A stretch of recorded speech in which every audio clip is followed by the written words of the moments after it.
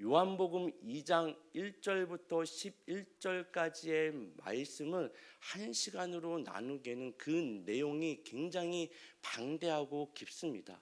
왜냐하면 여기에 예수님께서 이 땅에 오신 목적과 예수님의 정체성을 가장 잘 드러낸 본물이 요한복음 2장 1절부터 11절까지 예수님이 드러내신 첫 표적 안에 있습니다.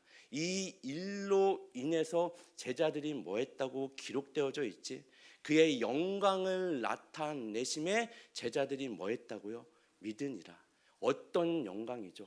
말씀이 육신이 되어 우리 가운데 거하심에 우리가 그의 영광을 보니 아버지의 독생자의 영광이요 은혜와 진리가 충만하였더라.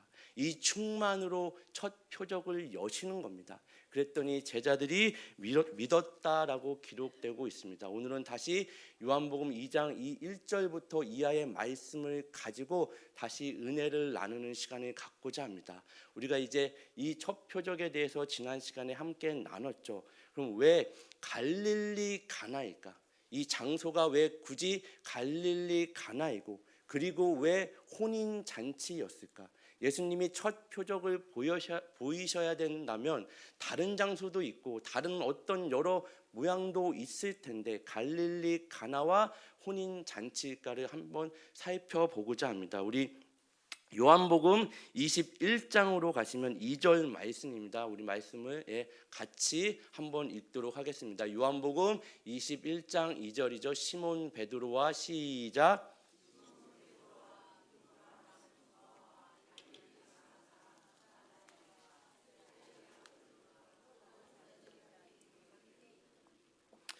도마와 갈릴리 가나 사람 누구요? 나다나엘입니다. 이 갈릴리 가나 사람 나다나엘은 어디에 처음 등장하죠? 요한복음 1장에 등장합니다. 여러분 죄송해요. 제가 설교하기 전에 뭔가를 했어야 되는데 우리 설교 잠깐 마치고 하도록 하겠습니다. 잠깐 지난 우리가 3월에 요한복음 읽자 듣자 쓰자를 했잖아요.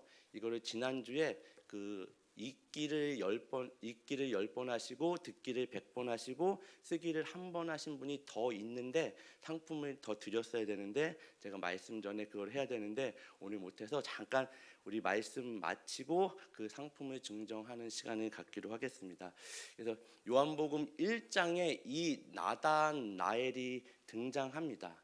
요한복음 1장에 나다나엘이 예수님께 나올 때 내가 무화과 나무에서 너를 봤다고 하기에 내가 믿느냐? 너는 더 큰 일을 보리라 라고 말씀하시죠. 우리 요한복음 1장으로 가볼까요? 49절 50절입니다. 마치 처음 듣는 것처럼 그렇게 보시면 안 돼요. 같이 나눴습니다. 요한복음 1장 49절 50절 시작. 나다나엘이 대답하되 랍비여 당신은 하나님의 아들이시오 당신은 이스라엘의 임금이로소이다. 예수께서 대답하여 이르시되 내가 너를 무화과 나무 아래에서 보았다 함으로 믿느냐? 이보다 더 큰 일을 보리라. 어떤 더 큰 일이죠? 정말 예수 그리스도께서 이 말씀을 하시고 갈릴리 가나 사람 나다나엘에게 더 큰 일을 사흘이 지난 후에 예수님께서 보여주십니다. 요한복음 2장에 나오는 그 내용이죠. 요한복음 2장 1절은 어떻게 시작하죠? 사흘째 되던 날에, 사흘은 우리식으로 며칠이에요? 3일이죠. 이 3이라는 숫자는 성경적으로 기독교적으로 굉장히 의미 있고 상징적인 숫자입니다. 왜요? 예수님이 죽음과 그 사망을 깨시고 우리에게 부활 생명을 허락하신 날이 3일이죠. 죽은 지 사흘 만에 그 죽음에서 그 사망이 예수를 붙잡아 놓을 수 없기에 예수님이 그 승리를 우리에게 주시는 날이 사흘이 지난 날입니다. 그래서 성경에서 3이라는 숫자는 굉장히 상징적이고 의미가 있는 숫자예요.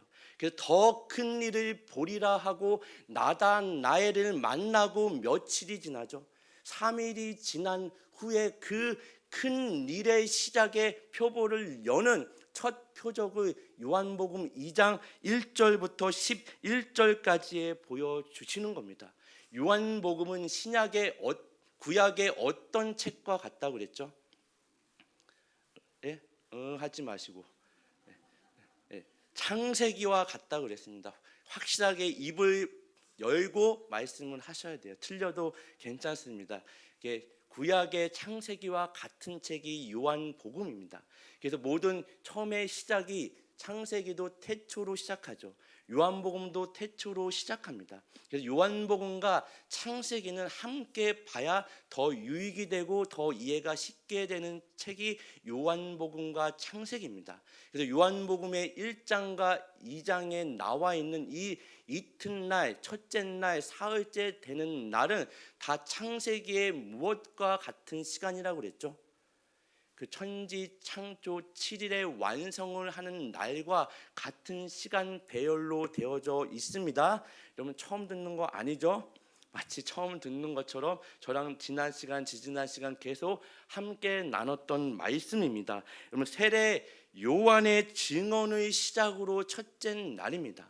그리고 보라 하나님의 어린 양을 보라고 하시는 그 날이 둘째 날이고 그 요한의 제자들을 불러 예수님께 나아간 날이 셋째 날이고 나다나엘을 만난 날이 몇째 날이죠?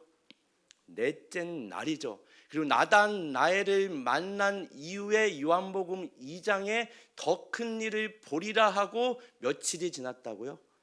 3일이 지났습니다. 그럼 총 며칠이에요? 7일이죠. 저 혼자 하는 거 아니죠. 여러분 따라오셔야 됩니다. 7일이 지났습니다. 왜 7일이 지났을까요? 여러분 천지 창조는 며칠 동안 하나님이 천지를 창조하셨죠? 6일 동안 창조하셨습니다. 7일째는 뭐 하셨죠? 안식하셨나요? 쉬셨나요? 네, 안식하셨죠. 왜 안식하셨죠? 정말 인간의 어떤 쉼이 필요하시지 않는 분이 하나님이시죠. 왜 안식하셨어요? 하나님이 지으신 모든 세계가 하나님이 보시기에 쉼이 좋았죠. 더 이상 손댈 필요 없이 완전하고 완벽했습니다. 맞나요? 그래서 7이라는 숫자는 성경에서 완전수를 이야기하는 겁니다. 그런데 이 천지 창조 하나님이 보시기에 심히 좋았던 이 모든 세계에 뭐가 들어와요? 죄가 들어옵니다. 그 죄로 인해 이 세상이 무너져 내리죠. 깨어지죠. 정말 허기지고 갈급하고 하나님이 없는 자리, 여호와의 낯을 피해 도망친 그 자리, 하나님과는 상관없이 살아가는 모든 인생들의 경영과 운영과 그 자리에는 뭐가 있어요? 허기짐이 있죠. 영원히 목마름이 있습니다. 무엇으로도 세상의 그 어떤 것으로도 채워지지 않는 그 무엇이 이 세상에 존재하게 됐습니다.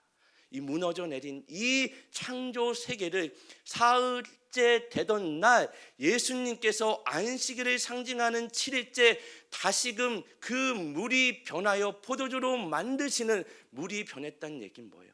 본질이 바뀐 겁니다. 그 천지 창조를 뭐 하셨다는 얘기예요? 재창조하셨다는 이야기입니다. 그 시작을 첫 표적으로 내가 이 일을 위해 왔다. 그리고 그 시작으로 물을 변화시켜 포도주로 만드시는 본질을 바꾸시는 그 일로 이렇게 시작하시는 겁니다. 그래서 천지 창조의 창세기의 기사와 요한복음의 이 기사의 어떤 인용을 인해서 정말 이 시간적인 그 기록으로 말미암아 무너져 내린 죄로 말미암아 무너졌죠. 깨어졌죠. 완전하지 않죠. 온전하지 않죠. 그 세상을 예수님이 회복시키시고 구원시키시고 다시금 일으키시기 위해서 내가 이 땅에 왔음을 이렇게 말씀하시는 겁니다. 세상의 그 무엇으로도 해결되지 않는 인생의 허기진 무엇을 예수님만이 채울 수 있는 존재로 내가 이 땅에 왔음을 그렇게 이야기하는 거죠. 그러면 여러분 갈릴리 가나는 알겠어요. 나다나엘에게 큰 일을 보여주시는 것이 우리에게 동일하게 나다나엘에게 보여주신 것처럼 큰 일의 시작을 우리에게 보여주시는 상징이죠. 근데 왜 혼인 잔치일까요? 왜 우리식으로 결혼식에서 그 첫 표적을 예수님이 보여주셨을까요? 표적은 뭐라고 그랬죠? 기적과 이적과는 다른 겁니다. 표적은 사인이죠. 누군가를 무언가를 가리키는 겁니다. 누구를 가리키죠? 예수 그리스도를 가리킵니다. 예수 그리스도를 왜 가리키세요? 그리고 왜 혼례 잔치 결혼식에서 이 예수를 가리킬까요? 여러분 성경을 보면요, 성경은 결혼으로 시작해서 결혼으로 마무리 짓습니다.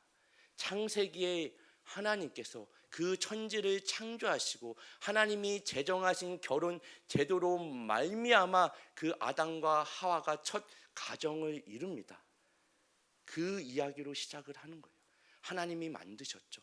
근데 죄가 들어옴으로 말미암아 이 결혼 관계가 뭐예요? 깨지죠. 무너지죠. 온전하지 않죠.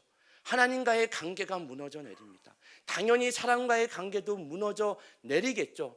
요한계시록에 가면 이 무너져 내린 관계를 어린 양 대신 우리의 진정한 신랑 대신 예수 그리스도가 회복하는 혼인의 관계로 성경은 마무리를 합니다. 여러분 창세기 우리 2장 24절을 볼까요?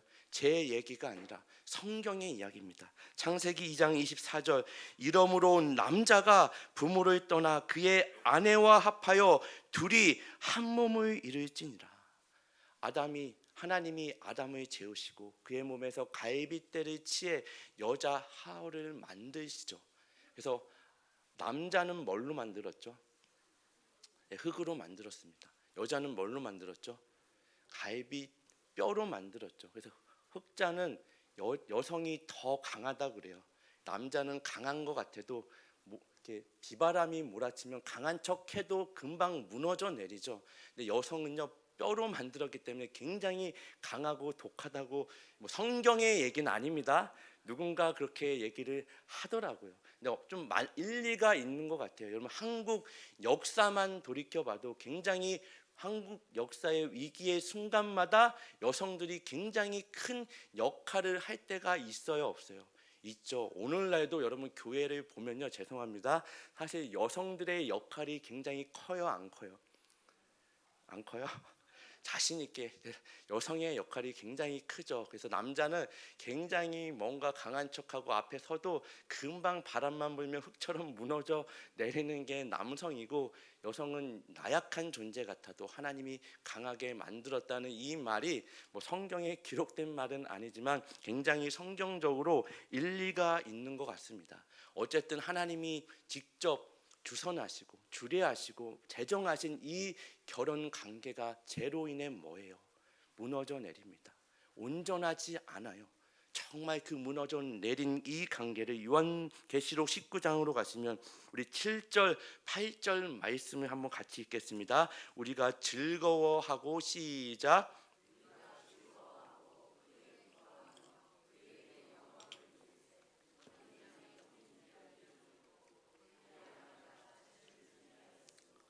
그에게 빛나고 깨끗한 세마포 옷을 입도록 허락하셨으니 이 세마포 옷은 성도들의 옳은 행실이로다 하였더라.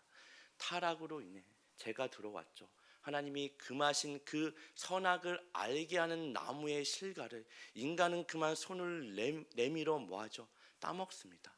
먹음직도 하고 보암직도 하고 먹으면 안 되는 선악을 알게 하는 나무의 실과를 따먹는 순간 선악의 기준이 누가 돼요? 인간이 됩니다. 그게 죄예요. 하나님만이 선악의 기준이십니다. 인간은 절대로 선악의 기준이 될 수 있나요? 정말 선인 것 같아도 시대를 보세요. 옳았던 기준도 다 시대가 지나면 뭐하죠? 바뀝니다. 인간이 아무리 자기의 옳음을 증명하려고 해도 이 증명하고자 인간이 하는 최선의 방법이 뭐죠? 폭력밖에 없습니다. 이 세상에 돌아가는 이치와 원리를 보세요. 자기의 옳음을 증명하기 위해, 자기의 선을 증명하기 위해 인간이 할 수 있는 최선은 폭력밖에 없죠. 인간은 절대로 선악의 기준이 될 수 없습니다. 하나님만이 선악의 기준임을 믿으시기 바랍니다. 손을 내밀어 자기가 하나님이 된 거예요. 정말 복음이 뭐라고요? 인간이 하나님이 있어야 될 자리에 올라간 게 복음입니다. 왜 이게 복음이 될까요? 하나님이 있어야 될 자리가 아니라 인간이 있어야 될 자리에 하나님이 내려오시는 거, 이게 복음입니다. 인간이 하나님이 됐죠. 죄가 들어옴으로 하나님과의 관계가 깨집니다. 당연히 인간들과의 관계가 깨지죠.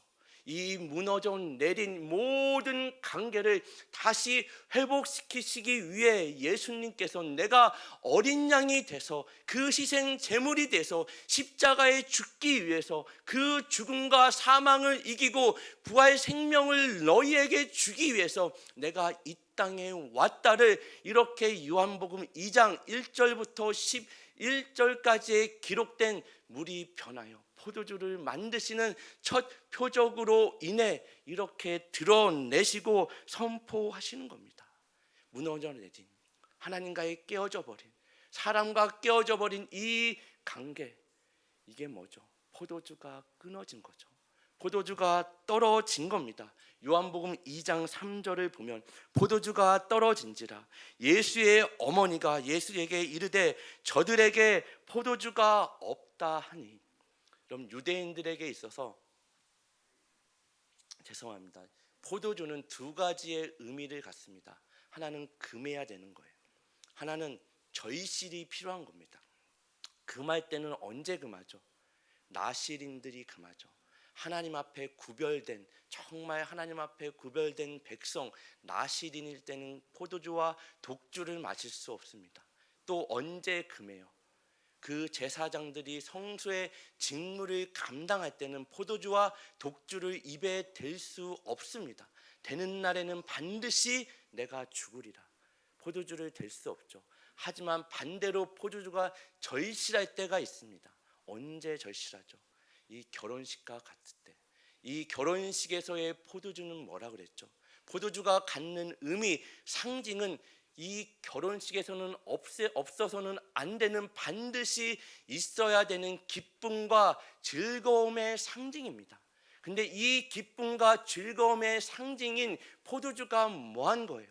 끊어진 겁니다. 떨어진 겁니다. 마찬가지로 우리 인생 가운데 정말 진정으로 있어야 될 기쁨과 즐거움이 뭐했단 얘기예요? 상실됐다는 얘기입니다. 끊어졌다는 얘기입니다. 그 무엇으로도 채울 수 없는 인생의 기쁨과 즐거움이 중단된 상태. 세상에 그 무엇으로도 채울 수 없는, 진정으로 누릴 수 없는 그 즐거움과 기쁨, 이 본질의 한계에 부딪힌 상태를 포도주가 떨어진지라 이렇게 표현하는 겁니다. 잔치집에 포도주가 떨어지면 어떻게 해요? 하나님이 우리를 창조하신 원래의 목적은 진정한 그 기쁨과 즐거움을 하나님 안에서, 하나님의 자녀라는 공동체 안에서 함께 누리며 나누며 살도록 뭐 하셨죠? 창조하셨습니다. 근데 이 기쁨과 즐거움이 뭐했단 얘기예요? 끊어졌단 얘기입니다. 세상의 그 무엇으로도 여러분 이 기쁨과 즐거움이 어떻게 회복이 되던가요? 세상의 그 무엇으로도 이 여러분이 날마다 수고하고 무거운 짐을 지며 여러분이 원하는 것을 손에 얻어도 알 수 없는 공허함, 허기짐, 갈급함, 목마름, 날마다 정말 무너져 내리는 인생들을 경험하지 않나요? 이것은 누가 얘기하지 않아도 여러분의 인생을 돌아보면 알 수 있죠. 여러분의 인생의 숱한 경험들을 지나 한 60쯤 될까요? 한갑쯤 되면 이런 질문들을 당연하게 하게 됩니다. 내가 그동안 뭐 때문에 이런 고생을 하며 살았지? 왜 수고하고 무거운 짐을 살았지? 인생이 뭐냐? 이런 질문을 당연히 하게 되죠. 도대체 하나님 인생이 뭐죠? 내 손에 남은 게 뭐죠? 아무리 세상에 원하는 것들을 손에 쥐어도 손에 남던가요? 아니면 그것으로 여러분의 허기짐과 무너져 내린 인생의 진정한 기쁨과 즐거움을 주던가요? 그 세상의 무엇으로도 이것을 해결할 수 없죠. 하나님 인생이 뭐죠? 세상에 그 어디에도 여기에 대한 질문에 답을 줄 수 있는 것은 없습니다. 답을 찾으셨나요? 세상에서 여러분이 늘 하나님 앞에 원망과 불평을 섞으며 질문하는 하나님 인생이 뭐죠? 내 인생 도대체 내 손에 남은 게 뭐죠? 이 질문에 대한 답을 세상 어디에서도 여러분은 얻을 수 없습니다. 얻으셨나요? 그 어디에도 답은 없습니다. 오직 성경에만 답이 있습니다. 오직 예수님 안에만 그 답이 있습니다. 인간은 뭐냐? 하나님의 형상이다. 우리는 하나님의 형상대로 지음받았죠. 하나님의 형상으로 하나님의 영광을 드러내며 하나님 안에서 하나님의 자녀들과 함께 누릴 때 진정한 기쁨과 즐거움을 누리며 살도록 지음받았습니다. 이 형상이 뭐였죠? 다 어그러졌죠. 형상을 알아볼 수 없는 형태가 됐죠.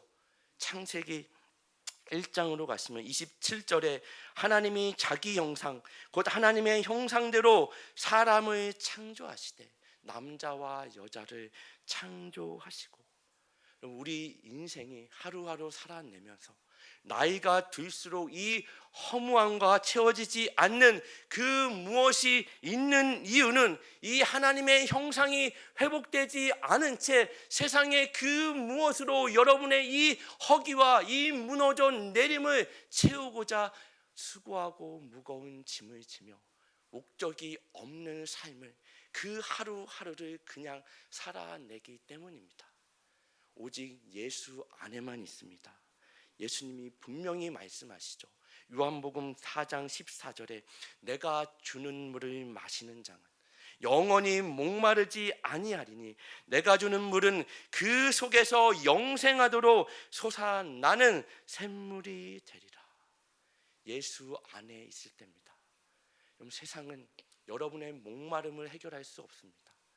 그 무엇으로도 여러분의 이 갈증과 허기짐과 무너져 내린 여러분의 가정과 여러분의 인생의 모든 순간을 세상의 그 무엇으로도 해결할 수 없어요. 오직 예수 안에 있을 때 나는 포도나무요 너희는 가지라. 내가 그 안에 그가 내 안에 있을 때만 우리는 많은 열매를 맺을 수 있습니다. 예수님 안에 붙어 계십시오. 예수님만 바라보십시오. 가지는 나무 안에 뭐해야 돼요? 붙어 있을 때만 그 생명이 있습니다. 나무가 가지가 나무에 잘려 나가면 어떻게 된다고요?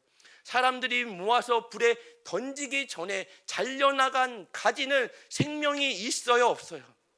생명이 없습니다. 이미 죽은 가지죠.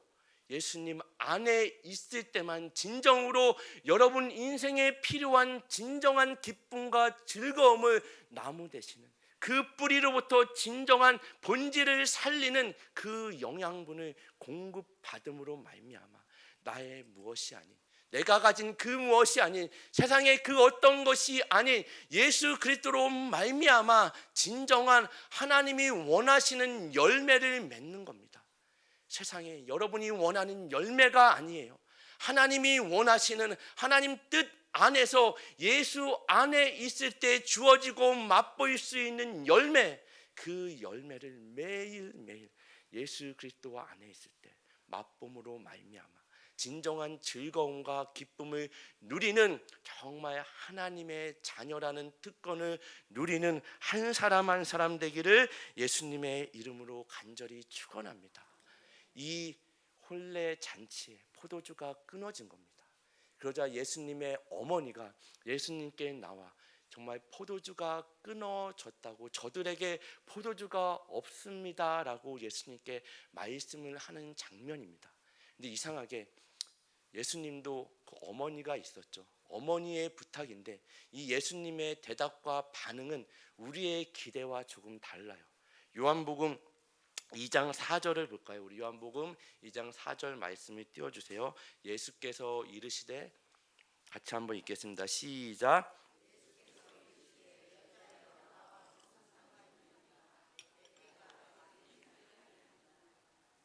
예수께서 이르시되, 어머니를 뭐라고 부르죠? 여자요. 여러분, 우리식으로 이야기하면 조금 이상하지 않나요? 어머니를 여자요라고 부르는 사람이 있나요? 만약 제가 저희 어머니한테 저에게 뭐를 부탁을 한다고 치면 목사님이라고 하든 뭐라고 하겠죠. 누구 기도 부탁드립니다. 그러면 여자요. 그게 나와 무슨 상관이 있습니까? 그러면 저를 뭐라고 생각하겠어요? 근데 이상한 거죠. 제정신이 아닌가요? 제정신이 아니겠죠. 여기서 왜 예수님이 여자여라고 말씀할까요?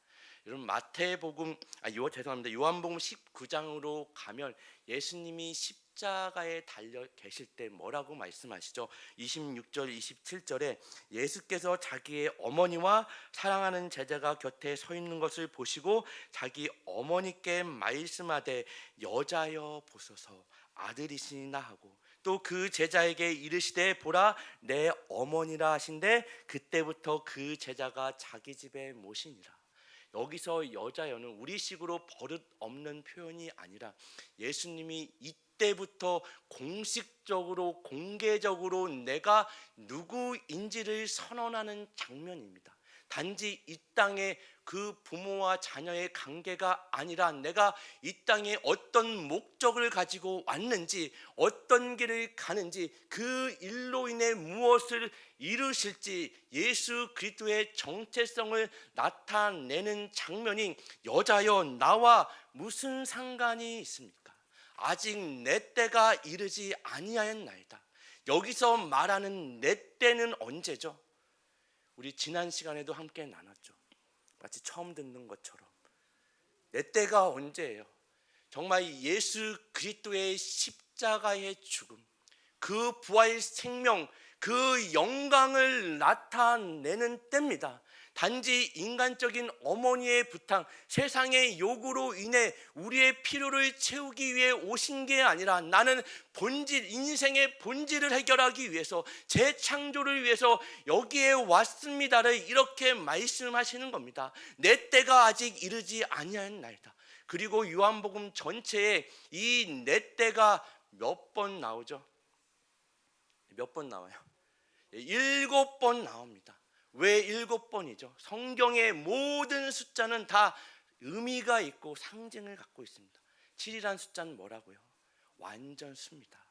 내 때를 이렇게 물이 변하여 포도주를 바꾸는 이 표적을 시작으로, 신호탄으로 말미암아 예수님이 십자가에서 요한복음 전체를 통해 다 이루었다라고 말씀하시기까지 내 때가 7번 완전하게 이루시는 그 일을 이야기하는 겁니다. 여자여 내 때가 아직 이르지 아니하였나이다. 그 십자가의 때, 그 죽음의 때, 부활의 때, 그 영광의 때, 그 영광으로 말미암아 인생의 본질을 뭐 하시는 거예요? 바꾸시는 겁니다. 단지 우리의 필요를 그때그때 조금씩 채우는 정도가 아니라, 물론 때마다 필요하신 것을 주실 때도 있습니다. 단지 우리를 잠깐 바꿔놓는 정도가 아니라 우리의 본질을 뭐 하는 거예요? 완전히 바꾸시는 겁니다. 창조에 무너져 내린 인간들의 그 하나님의 형상을 다시금 완전히 뒤바꾸는 겁니다. 우리는 다 이 본질이 바뀐 존재로 하나님의 형상입니다. 그러기에 여러분이 이 말씀을 들을 때는 그런 표정으로 앉아 계시면 안 됩니다. 본질이 바뀐 존재예요. 전혀 믿어지지 않는 그 표정으로 들으시는데, 우리는 다 본질이 바뀐 존재입니다. 하나님의 형상이 날마다 회복되는 존재인 줄 믿으시길 바랍니다. 이 승리를 주신 겁니다. 우리 옆에 분들을 살짝만 보세요. 너무 빤히 보지 마시고, 하나님의 형상이 드러나시나요? 하나님의 형상이 드러나야 돼요. 정말 본질이 바뀌어야 됩니다. 아침마다 거울을 보시고 자기 체면을 걸란 얘기가 아니에요. 자기 체면을 걸란 얘기가 아니에요. 나는 하나님의 자녀다. 하나님의 형상이다. 오늘도 하나님, 내가 하나님이 보내신 그 삶의 자리에서 때로는 어제와 같이 하나도 바뀌지 않는 그 나를 힘들게 하는 상황과 환경일지라도 나는 이제 존재가 달라진 하나님의 자녀입니다. 그러니 담대히 한 발 내딛고 나가게 하여 주시옵소서. 하루를 살아내게 하여 주시옵소서. 내가 가진 것, 내가 어떤 능력이 아닌 하나님 안에서 예수 그리스도가 이미 허락하신 이 승리를 붙잡고 믿음으로 한 발 내디르니 주님, 나의 손을 놓지 마시고 오늘도 나와 동행하셔서 사망의 음침한 골짜기를 다닐지라도 해를 두려워하지 않을 것은 주께서 막대기와 지팡이로 나를 안위하시고 모하시기 때문에요. 원수의 목전에서 상을 베푸신대요. 상은 무슨 상이죠? 머리에 씌우는 상이 아니라 먹는 밥상입니다. 왜 원수의 목전에서 상을 베푸세요? 상은 뭐죠? 여러분, 식구라고 할 때 이 구자는 뭐예요? 입구자죠. 그 밥을 같이 먹는 사람이 식구입니다. 상을 왜 베풀어요? 우리와 함께 식사하는 존재가 누구란 얘기예요? 예수 그리스도. 그분이 나의 식구가 되신다는 얘기입니다. 놀랍지 않나요? 믿어지지 않나요? 정말 하늘에 계신 우리와는 존재가 다른 그분이 나의 아버지가 되십니다. 어떻게요? 그 예수 그리스도가 이 땅에 오셔서 그 목적을 향해 걸어가시고 그 목적을 이루셨기에 우리는 하나님의 자녀가 되는 권세와 특권을 누리신 줄 믿으시기 바랍니다. 그리고 나서 예수님의 어머니도 이 예수님의 대답에 조금은 마음이 상할 것도 같은데, 예수님의 어머니는 예수님이 어떠한 존재로 당신의 뱃속에 잉태해서 이 땅에 오신지를 어느 정도, 완전히는 모르지만 어느 정도 아셨나요? 모르셨나요? 아셨죠. 성령으로 말미암아 잉태하죠. 남자를 알지 못했는데 내가 어찌 아이를 잉태하여 낳을 수 있습니까? 그 말씀에 순종합니다. 이때부터 예수님의 어머니 마리아도 예수님이 어떤 존재인지 완전히는 알지 못했지만 어느 정도 알았습니다. 그래서 그 예수님의 어머니의 반응이 요한복음 2장 5절 6절에 보니까 우리 한번 같이 읽겠습니다. 그의 어머니가 시작.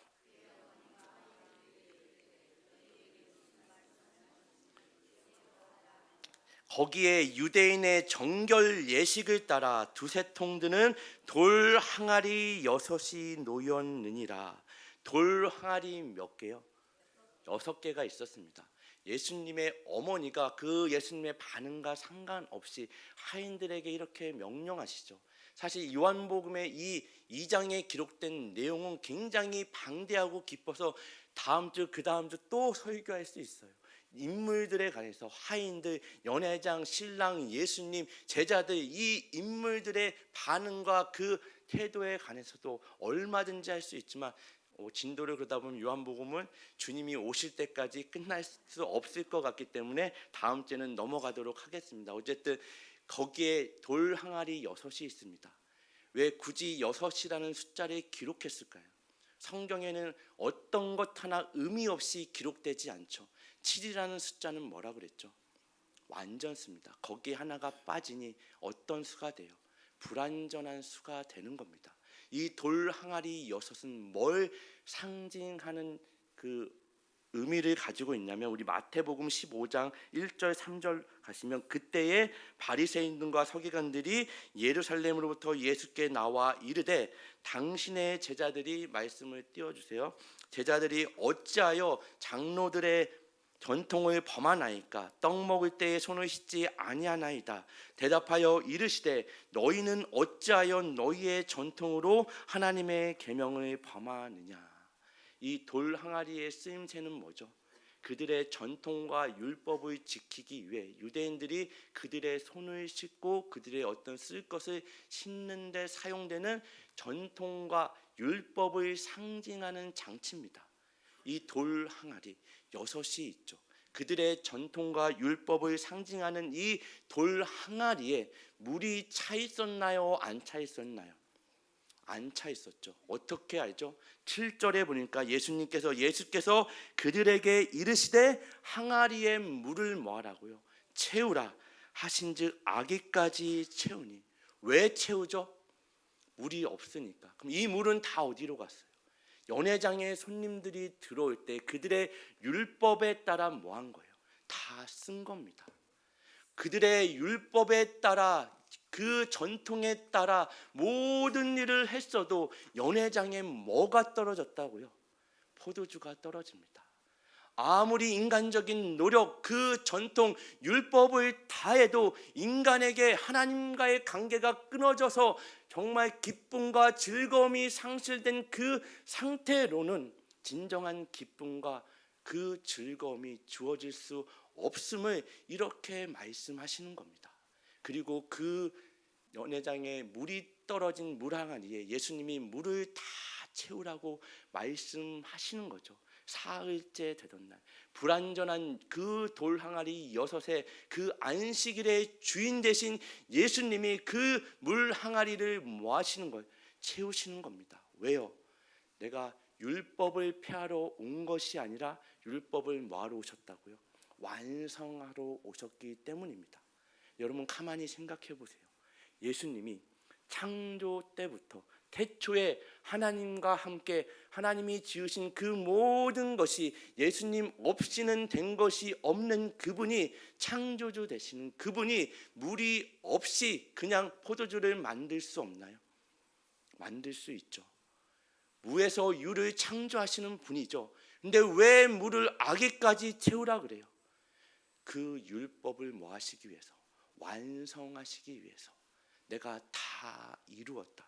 정말 물이 없어도 포도주를 만들 수 있는 불이 그 물을 포도주로 변화시키는 겁니다. 그 창조 세계에 무너져 내려 이제는 하나님의 형상이 온데간데 없는 이 인류를 향해 재창조의 역사를 내가 시작한다, 이렇게 선언하시는 게 요한복음 2장 1절부터 11절까지 나오는 갈릴리 가나의 혼인잔치에 물을 변화시켜 포도주를 만드는 첫 표적입니다.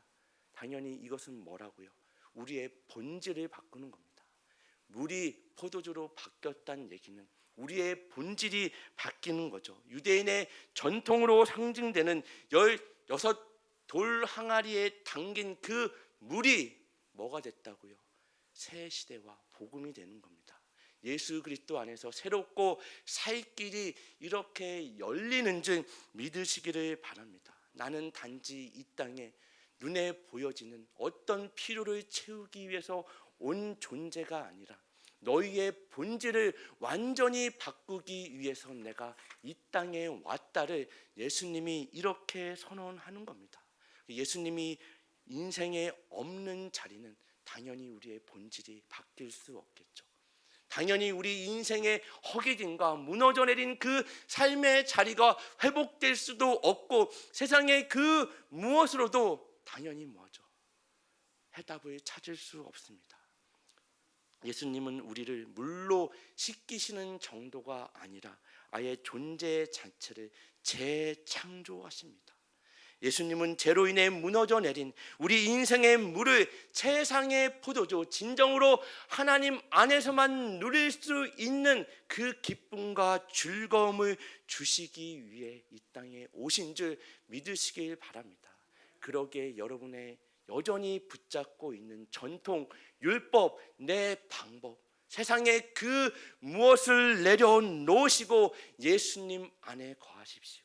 날마다 예수님을 바라보고 그분과 동행하는 삶을 살아내심으로 말미암아 우리가 어떤 존재로 변화를 받아 본질적인 인생에 뒤집혀지는 그 변화로 인해 내가 어떤 존재로 여러분이 살아내야 되는 모든 시간과 모든 경우에 어떤 사명과 책임을 가졌는지 이것을 아는 자로서 그 기쁨과 즐거움을 나만 누릴 뿐 아니라 나로 인해 뭐 하는 거죠? 흘러 넘쳐감으로 여전히 그 기쁨과 즐거움을 모르며 헛된 수고와 헛된 무거운 짐을 지며 그 끝이 정해져 있는, 거기가 죽음이요 멸망인지 그것도 모른 채 하루하루를 살아가는 자들에게 이 기쁨과 진정한 즐거움을 전하는 저와 여러분이 되기를, 모든 새마음교회 성도님이 되기를 예수님의 이름으로 간절히 축원합니다. 아멘.